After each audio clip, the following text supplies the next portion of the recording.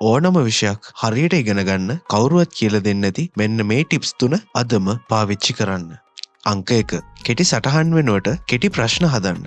සාමාන්‍යයෙන් අපි පාඩම් කරද්දී පුරුද්දක් විදියට හොඳට පාඩම මතක හිටින්න අපි කෙටි සටහන් ගහන එක සාමාන්‍ය දෙයක්. හැබැයි ඊටත් වඩා හොඳ ක්‍රමයක් තමයි කෙටි ප්‍රශ්න හදන එක. ඔයා පාඩම් කරගෙන යද්දී ඔයාට මතක තියාගන්න ඕනම කාරණාවලට ඔයාම හිතලා කෙටි ප්‍රශ්නයක් හදාගන්න. පාඩම් කරලා ඉවරුණාට පස්සේ ඔයා ඒ ප්‍රශ්න වලට උත්තර ලියලා බලන්න. ඔයා පාඩම් කරපු කාරණා ඔයාට හොඳින් අවබෝධ වෙලා හොඳට මතක තියෙනවා නම් අනිවාර්යයෙන්ම ඔයා හදපු ප්‍රශ්න වලට ඔයාට හොඳින් උත්තර ලියන්න පුළුවන්. ඒ වගේමයි විභාගයක් ලං වෙද්දී සාමාන්‍යයෙන් කියවන කෙටි සටහනකට වඩා මේ විදිහට ලියපු ප්‍රශ්න වලට උත්තර කියවන එක ගොඩක් හොඳ දෙයක්. මොකද අපි කොච්චර පාඩම් කරත් අන්තිමේටම අපි පාඩම් කරලා තියෙන්නේ ප්‍රශ්න පත්‍රයකට උත්තර ලියන්න. ඉතින් මේ ක්‍රමය නිසා ඔයාගේ ප්‍රශ්න පත්‍ර වලට එහෙමත් නැත්නම් ඔයාගේ විභාග වලට හොඳින් මුහුණ දෙන්න හොඳ ආත්ම ශක්තියක් ඔයාට ඇති කරනවා.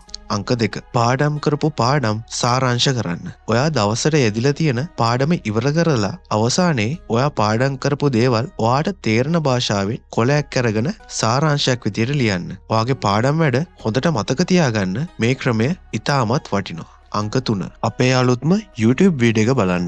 මම YouTube එකේ මේ වෙද්දි ඕනම විෂයක් සුපිරියට ඉගෙන ගන්න පුළුවන් ක්‍රම 5ක් ගැන වීඩියෝ එකක් දාලා තියෙනවා. ඉතින් ඔයගොල්ලෝ මේ වීඩියෝ එක බැලුවොත් ඔයගොල්ලන්ට පාඩම් ඉගෙන ගන්න ඉතාමත් හොඳ ක්‍රම 5ක් වගේමයි බෝනස් ටිප් එකකුත් හම්බ වෙනවා. ඒ විතරක් නෙවෙයි මේවා කොහොමද ප්‍රායෝගිකව පාවිච්චි කරන්න කියන එකත් මේ වීඩියෝ එකේ මම පැහැදිලි කරලා තියෙනවා. ඉතින් ඔයාලා දැම්ම ගිහිල්ලා අපේ බයෝ එකේ තියෙන link එකෙන් අපේ YouTube channel එකට ගිහින් මේ වීඩියෝ එක බලන්න. මේ වීඩියෝ එක ඔයාලට හුඟක් වටින වීඩියෝ එකක් වෙයි කියලා මං අනිවාර්යයෙන්ම විශ්වාස කරනවා.